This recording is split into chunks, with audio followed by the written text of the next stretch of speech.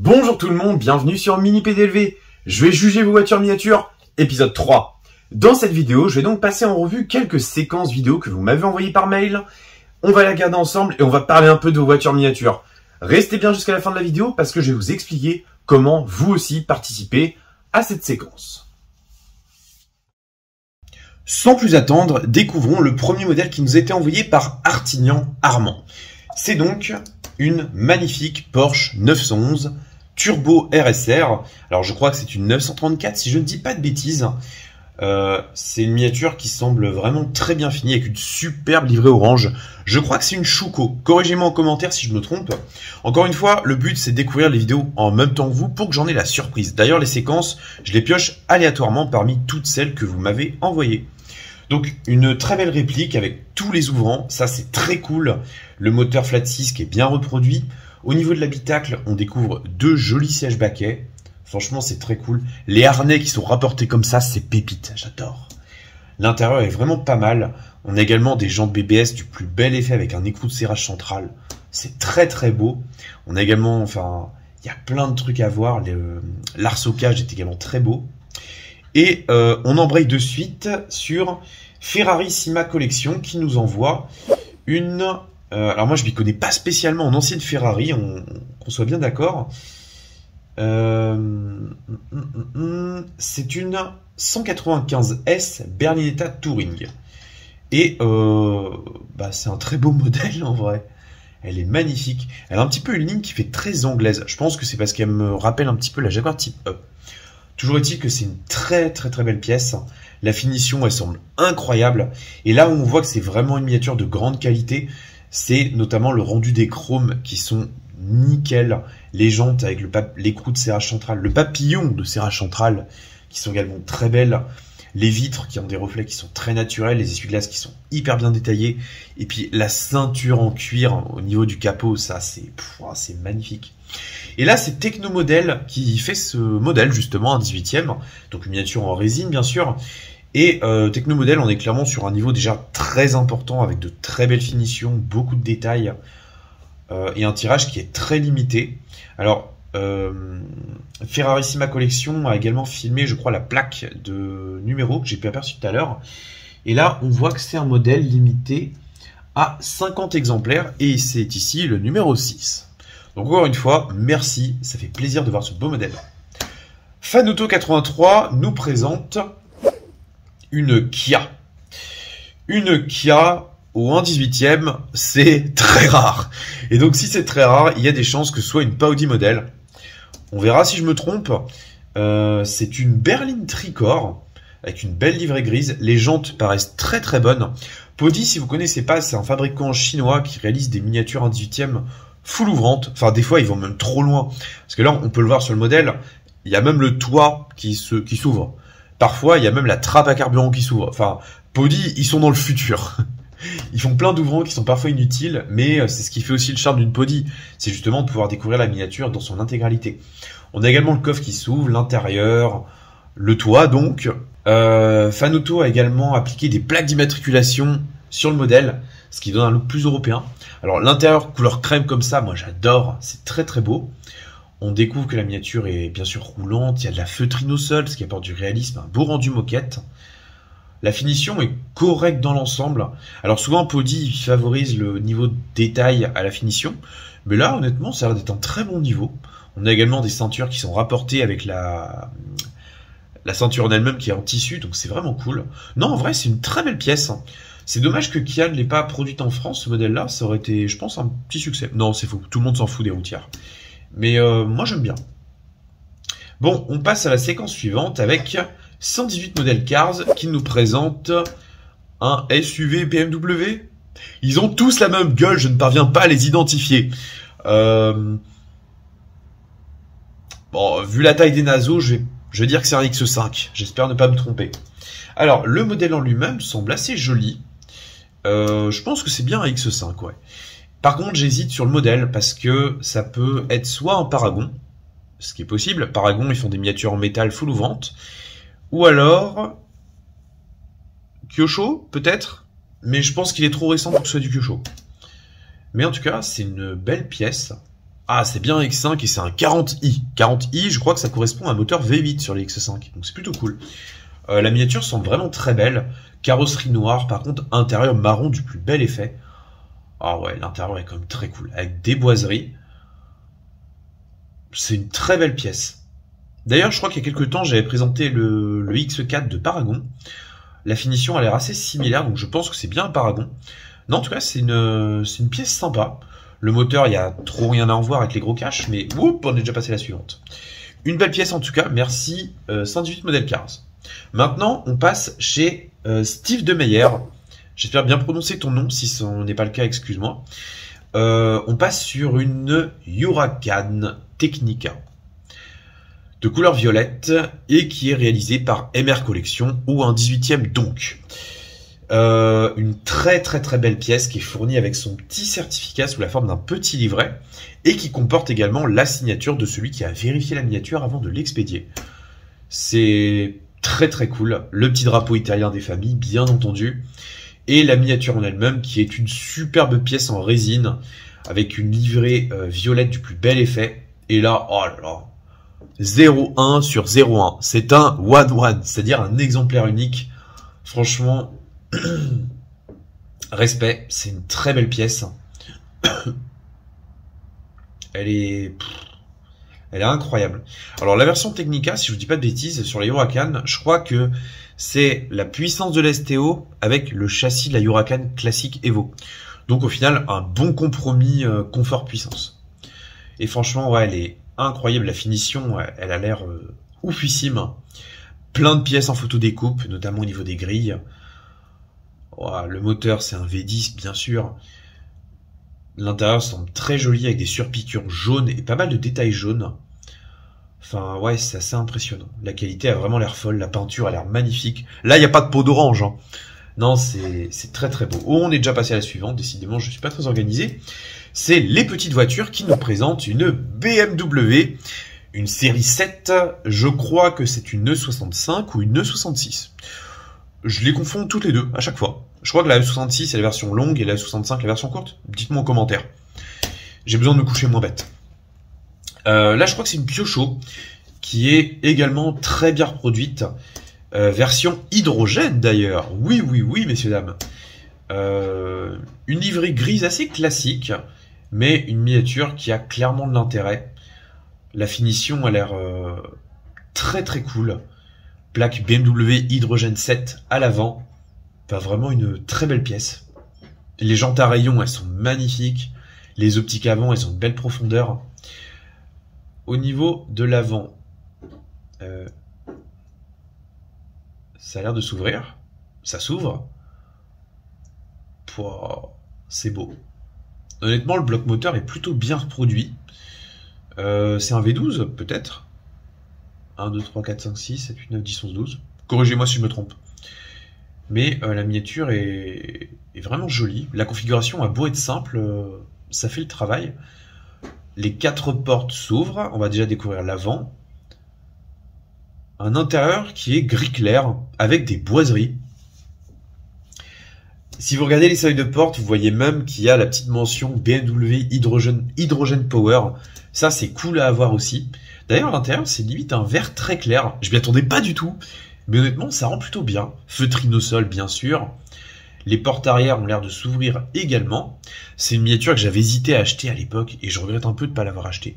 Je crois qu'elle existait aussi avec une décoration latérale que j'aimais pas à l'époque, mais maintenant que j'aime beaucoup. L'arrière, c'est la place où il faut être, bien sûr. C'est bien reproduit. Il y a du détail. Non, franchement, c'est une très belle pièce. J'aime beaucoup. Les jantes sont également très chouettes. Et non, il va pas ouvrir le capot, mais le coffre. Mais il me semble que le coffre peut également s'ouvrir. On passe maintenant avec Frédéric Menu, qui est d'ailleurs l'un des soutiens de cette chaîne YouTube et que je remercie énormément. C'est également l'un des commentateurs les plus actifs et ça fait super plaisir de voir aussi nombreux et qu'il y ait des personnes qui attendent le rendez-vous du dimanche matin à chaque fois. Donc encore merci. Et Frédéric, justement, tu nous présentes une Citroën Axel. Alors l'Axel, c'est une voiture pas très belle. C'est une voiture qui aurait dû sortir bien avant, mais qui est sorti bien trop tard, qui était sur une base de Visa, si je dis pas de bêtises, et qui a été également vendue en Europe. Alors de base, je crois qu'elle était pour le marché roumain, Altis, je crois, un nom comme ça. Et finalement, elle a été vendue un peu en France, mais il n'y en a pas eu beaucoup, et ça n'a pas été un gros succès. Mais je me rappelle que ce modèle-là, il avait 4 freins à disque. Je sais pas pourquoi je retiens des trucs comme ça. Toujours est-il que la miniature, c'est une caca scale. Une jolie pièce, honnêtement, j'hésitais à l'acheter. Non, c'est une MCG. Oh, j'ai un doute. La réponse est là. Et c'est une miniature qui est assez intéressante. Alors la finition, elle n'est pas exceptionnelle, mais déjà, la miniature, elle mérite d'exister. Et deuxièmement, la config est quand même très cool. C'est une version 12 TRS. Intérieur crème. Petite plaque axelle à l'avant. Joli calandre. Intérieur plutôt correct. Non, c'est une belle pièce aussi. C'est une miniature que j'ai hésité à acheter. Et finalement, j'ai oublié qu'elle était sortie. Et je suis en train de me dire, mais pourquoi je ne l'ai pas encore achetée? Il faut que je vous la présente, celle-là. Il faut que je vous la présente. On embraye sur Kenny Boissel qui nous envoie une mini Clubman de première génération. Ça, c'est un modèle que j'aime bien aussi. Alors, la vidéo est assez longue, je vous la mets en fond. C'est la version break de la mini. Et c'est la première génération. Et celle-là, ce que j'adore sur ce modèle-là, c'est qu'on a une seule porte antagoniste. Donc, c'est-à-dire une petite porte qui s'ouvre dans le sens inverse, à l'arrière droit. Il n'y en a pas à gauche. Et à l'arrière, justement, on a un coffre en 2 parties, avec chacun un petit essuie-glace. Honnêtement, je suis pas dans le délire mini, mais si je devais acheter une mini, je pense que ce serait une Clubman. Alors, la configuration qui nous est présentée par Kenny, c'est une config assez classique. Gris foncé, bande et toit noir, et toit gris clair. J'ai du mal avec les couleurs aujourd'hui. Mais la miniature fait le taf. Je crois que c'est une Piocho. D'ailleurs, je l'ai en version S, mais en version 3 portes classique. Faut que je vous la présente, celle-là aussi. Une belle pièce. Le moteur 4 cylindres est plutôt bien reproduit. C'est correct. Alors, tout est ouvrant sur ce modèle-là, c'est-à-dire les portes avant. L'intérieur, malheureusement, c'est assez sombre sur les images, on ne le voit pas trop. Mais c'est plutôt bien reproduit, surtout si je me réfère par rapport à celle que j'ai dans ma collection. Donc une belle pièce, avec, comme je le disais, la porte arrière à ouverture antagoniste. D'ailleurs, Kenny nous l'ouvre pile poil à ce moment-là. Ça permettait justement d'accéder à l'arrière. Alors chez Mini, les aspects pratiques, je pense que c'est la dernière des préoccupations. Donc clairement, faut pas être gros et faut pas être trop grand non plus pour vouloir accéder aux places arrière. Mais clairement, ça a le mérite d'être fun et j'aime beaucoup. Double porte arrière qui s'ouvre sur un petit coffre. J'aime bien. Une belle redécouverte également. Celle-là, c'est pareil, c'est le genre de miniature que j'aurais dû acheter il y a longtemps, mais je l'ai toujours pas dans ma collection. Passons maintenant à Surprising Cars, qui nous envoie une Mercedes. Alors là, pareil, elles ont toutes la même gueule, les Mercedes actuelles. SUV, donc GLC, GLE. Je sais pas. Miniature qui semble plutôt bonne dans l'ensemble. GLE, peut-être. La modélisation semble assez bonne. Alors, qui c'est qui fabrique ça? J'en sais rien. On a l'air d'avoir tous les ouvrants. La finition a l'air plutôt correcte. Le coffre s'ouvre. Pareil, on voit qu'on a un petit revêtement feutrine, donc ça c'est plutôt cool en matière de réalisme. Le moteur, bon, maintenant chez Mercedes, on a des caches moteurs qui cachent vraiment tout. Et on est déjà passé à la suivante. Si vous connaissez le nom de la miniature, n'hésitez pas à le dire en commentaire, on verra qui a raison. Moi honnêtement, j'en sais rien. J'ai peut-être tenté Paragon, mais sans aucune certitude. On passe maintenant chez Diecast Custom 89. D'ailleurs, je vais vous la mettre en un peu plus grand. Avec une Golf 2. Je confonds toujours les Golf 1 et Golf 2. J'ai un gros doute. Je crois que c'est une Golf 2. Modèle Solido. Avec des jantes personnalisées, des jantes BBS noires avec voile alu. Je m'y attendais pas du tout. Et on est sur une livrée spécifique. Alors, je ne parle pas allemand, je vais pas risquer d'écorcher cette belle langue.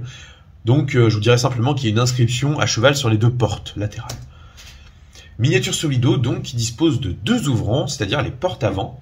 Honnêtement, avec ces jantes-là, je la trouve hyper marrante. C'est très très cool. Je sais même pas si la livrée elle est sortie telle quelle chez Solido ou alors si c'est Diecast Custom qui l'a faite. Il y a un petit A sur la lunette arrière, il y a des plaques personnalisées. Non, franchement, ça lui fait une super gueule. J'aime vraiment beaucoup. Comme quoi, c'est fou. Changer des jantes, ça peut vraiment complètement changer une bagnole. Alors oui, c'est une Solido, mais malheureusement, on a des anciennes charnières de porte qui sortent vraiment. C'est pas les charnières que je préfère, mais voilà, il y a encore quelques Solido qui les ont. Toujours est-il que le rendu est plutôt cool. Mon chat m'appelle. Passons maintenant à la vidéo suivante. C'est une vidéo qui nous est envoyée par Davidou31400. Alors, c'est une Citroën, c'est une C3 XR. Miniature body. Là, je prends pas de risque.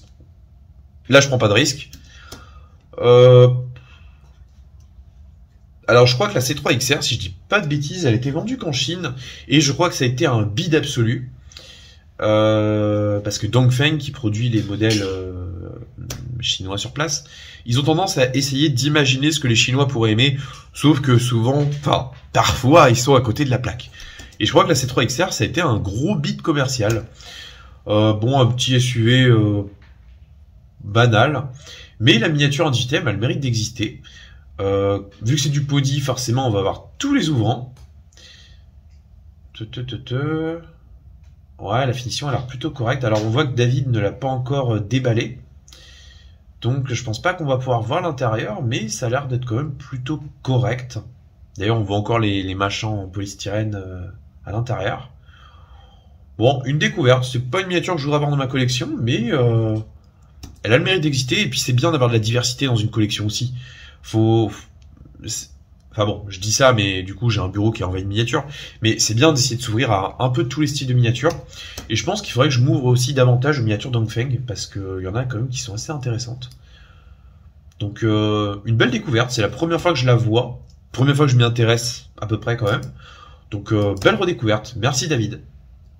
On est sur une Lotus 311. Réalisé par AutoArt, à l'échelle 18ème. C'est une miniature qu'on pouvait trouver à petit prix il n'y a pas si longtemps que ça. Et moi j'adore, c'est clairement le style de bagnole que j'adore. C'est léger, c'est puissant, c'est fun, il y a tout ce qu'il faut pour s'amuser sur circuit ou sur route. Une très belle réplique. D'ailleurs je regrette de ne pas l'avoir acheté, c'est pareil, je suis bête des fois, c'est incroyable. Mais elle est très jolie, la finition, elle a l'air magnifique. Alors bien sûr il n'y a pas d'ouvrant, c'est une 311. Mais franchement, la finition est pas dégueulasse. Hein. Là, quand on voit la finesse de fixation des rétroviseurs, c'est excellent. Les disques de frein sont également très beaux. Non, vraiment, c'est une bonne surprise. L'intérieur, basique, heureusement, c'est le Lotus. Mais les compteurs sont imprimés, il y a quand même quelques boutons physiques. Non, c'est une bonne surprise. Et on termine avec Schürburgring qui nous présente une Renault Laguna WTCC.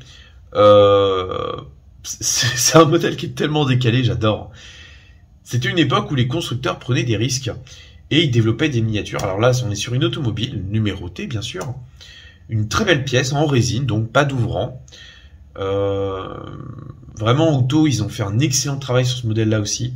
Il y a beaucoup de détails, il y a beaucoup de finitions. On voit les harnais à l'intérieur. La déco, elle est super bien rapportée. Le beau siège baquet, les hors-socage. Non, franchement, c'est une miniature qui fait envie. Et puis surtout qui est tellement décalée. C'est pas un modèle qu'on trouvera dans toutes les collections. Non, franchement, j'aime beaucoup. Une belle surprise. Alors moi, je suis passé à côté, c'est vrai. Et ça fait envie. Ah bah, il y en a une deuxième. C'est le Nissan Juke R. Alors non, ce coup-ci, c'est pas le Juke DCI 110 de votre coiffeuse. D'ailleurs, faut aller à la coiffeuse. C'est un Juke R qui a un moteur V6 de GTR, si je dis pas de bêtises, qui était reproduit par AutoArt. Et alors de mémoire, c'est pas la plus belle des AutoArt, mais elle a le mérite d'exister. Je crois qu'au niveau des ouvrants, on n'a que les portes avant. Mais c'est tellement décalé comme bagnole que j'aime beaucoup. D'ailleurs, ça me plairait beaucoup d'en faire une version de police. C'est débile, mais ça m'amuserait. L'intérieur semble assez correct. Putain, on a de la feutrine au sol quand même, les gars, je pensais pas. L'intérieur, ouais, il y a beaucoup de détails, il y a des compteurs qui sont joliment imprimés. Putain, c'est vraiment pas mal, hein. Oh, j'adore.